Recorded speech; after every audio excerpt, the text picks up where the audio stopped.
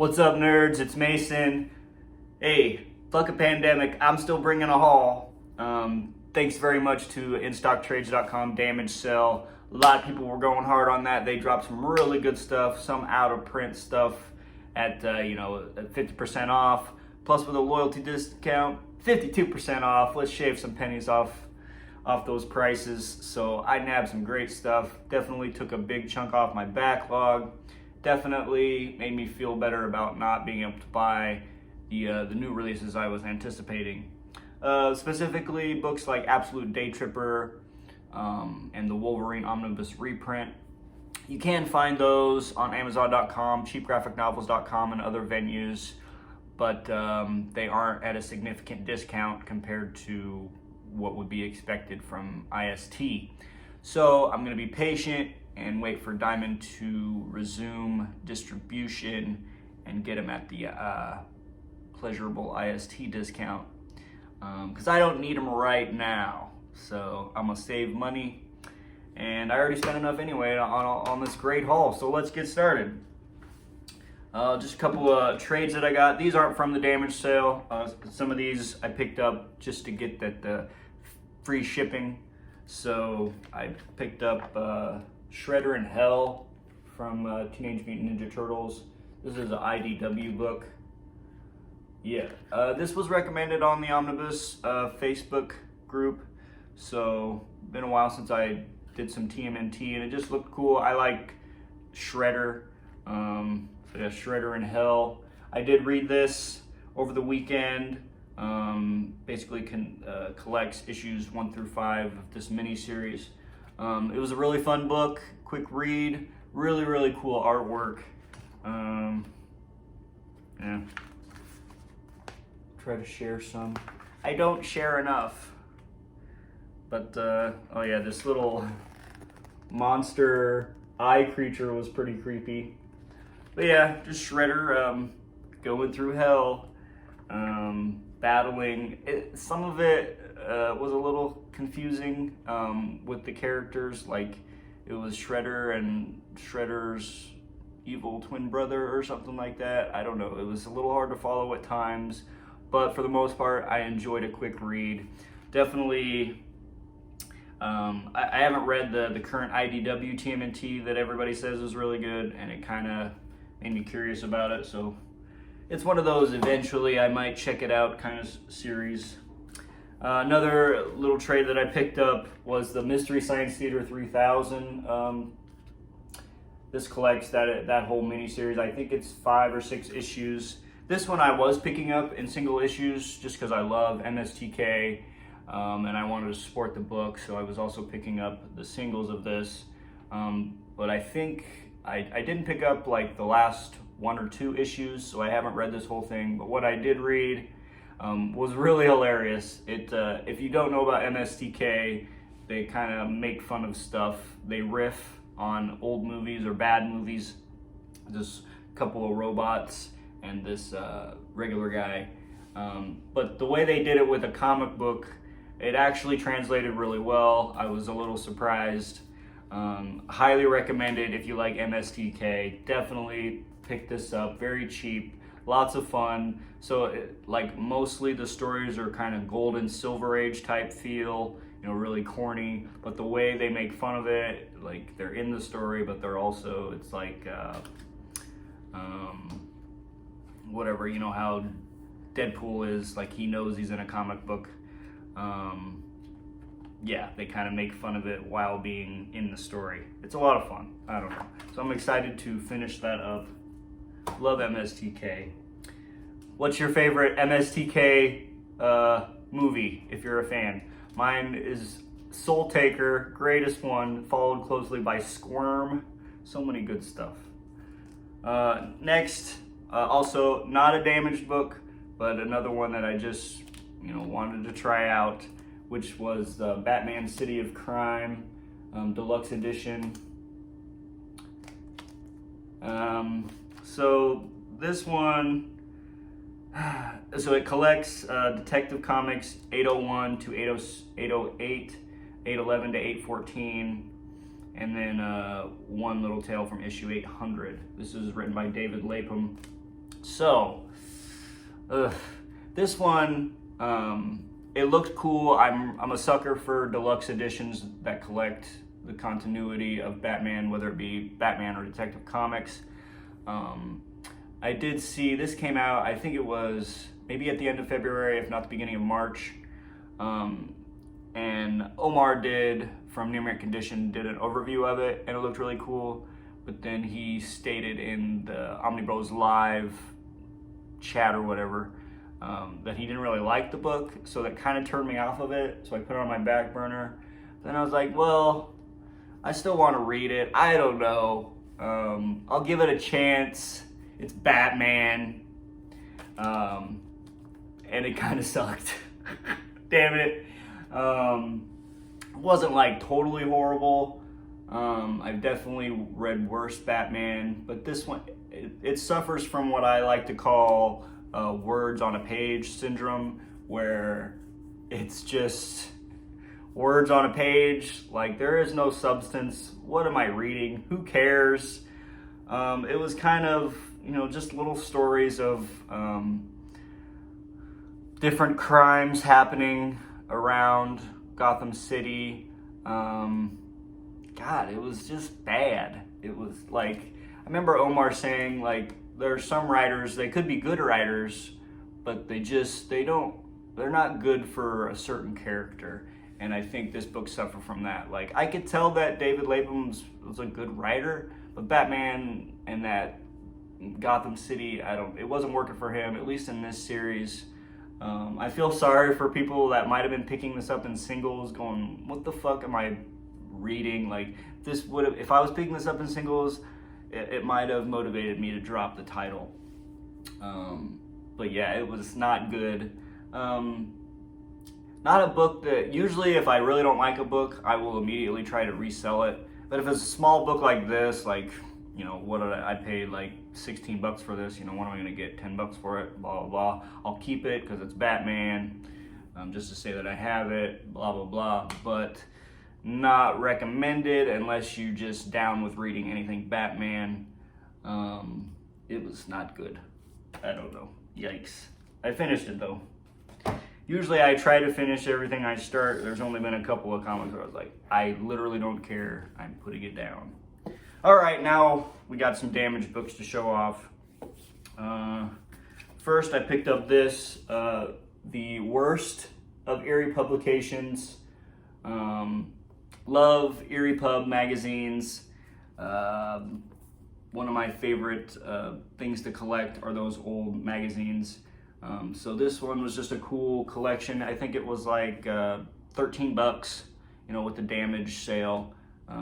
The damage on this one was this little bend here, and it's a little scuffy, but whatever. I thought it was cheap, cool book to look through, and especially like shares all the cool. Always love this one. This is like one that I still need to grab, the actual issue. But anyway, and the cover itself from Terror Tales, Volume 1, number 8, I believe it is. One of my favorite books. So yeah, I just thought it'd be cool to pick that up just for fun. Picked it up for fun. And another one kind of along the same lines was the EC Archives Crime Suspense Stories, Volume 4. This one came out, was it last year, maybe the tail end? And then it sold out pretty quick because, it was just, I put it on my back burner and then I realized like, oh, it's sold out. So I might be fucking SOL, and it's probably because it collects a lot of the really popular Golden Age pre-code horror issues, all of these. Yeah. So specifically, I would say Crime Suspense Stories 22 is probably one of the most prestigious ones. The hanging, or the severed head cover, everybody freaks out over those. And I always really liked number 25. Used to have a copy of that too. But anyway, it collects Crime Suspense Stories issues 19 through 27. So a great volume to pick up. These, I usually, in October, like I'll read things like these. I got a few of the archives, but I only pick them up when they're really cheap. And you know, in October I'll read some of these just for fun, for some horror fun. So those are damaged. This one, no, not really any notable damage. There's like some bends. Most of the time, like there has been some hardcore damage books that I've seen, but it is a gamble because you can't see the damage until you actually pay for it and it arrives. You can't return it. But usually what you would expect is some scuffing on dust jackets, things like that, maybe little tears.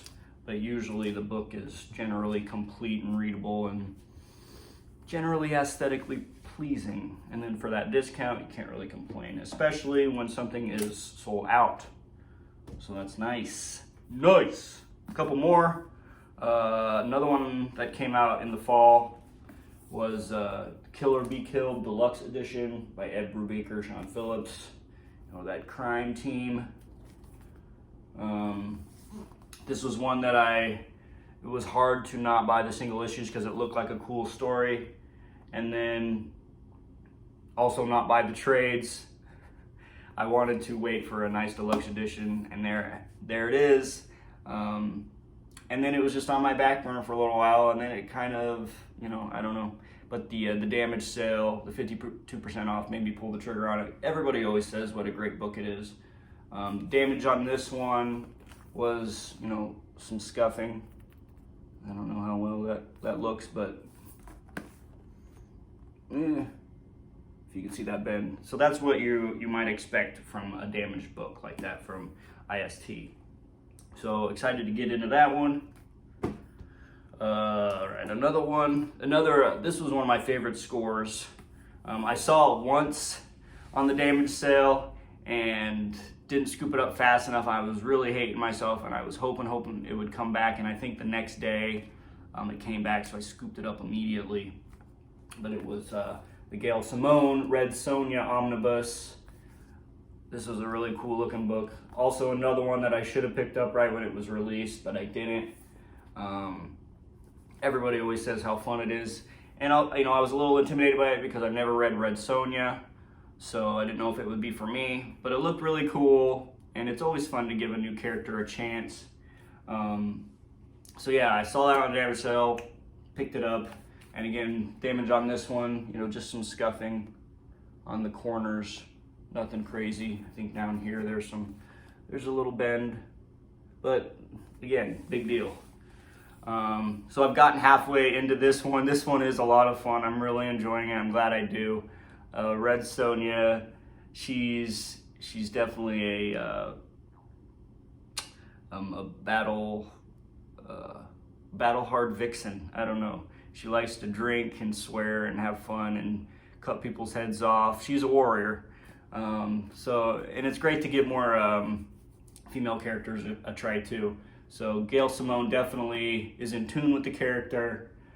Great artwork. It's a lot of fun. There's three, like basically 6 issue short stories in here. Kind of just, you know, medieval times. One of the first story I read kind of had to do with the plague, and they were talking about like people being quarantined and stuff like that. So I thought that was fun, kind of a connection. I don't know. Somewhere, yeah.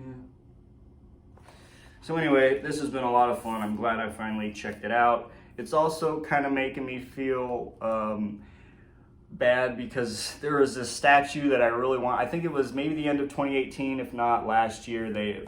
Sideshow released the Red Sonja premium format statue, and it was one of the most beautiful like female statues I'd ever seen.